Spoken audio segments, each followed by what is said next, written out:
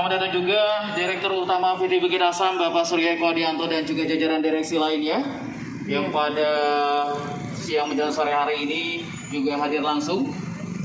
Kami juga mohon himbau kepada seluruh yang hadir di sini untuk tetap mematuhi protokol kesehatan, untuk tetap menjaga jarak dan menggunakan masker serta mencuci tangan di tempat yang sudah disiapkan. Kemudian kami silakan untuk Sekwan untuk juga berkenan mendampingi. Jangan tegak lagi saya dan semen ini Pak Iko. Iya, itu ada. Jadi beneran bukan hanya sekedar berdiri ya. Oke. Baik.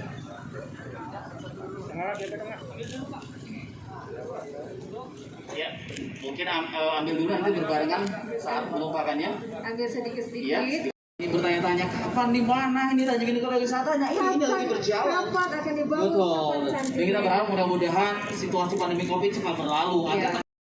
Dan kami jujur merasa sangat beruntung kabupaten ini memiliki PPDA yang mempunyai concern yang besar terhadap pengembangan wilayah, pembangunan wilayah dengan segala bentuk komdek dan CSR-nya.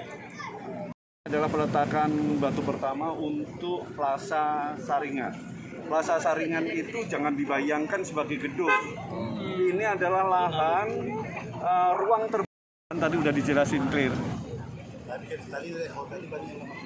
Iya Pak, dibatasi maksudnya Pak. Oke, terima kasih.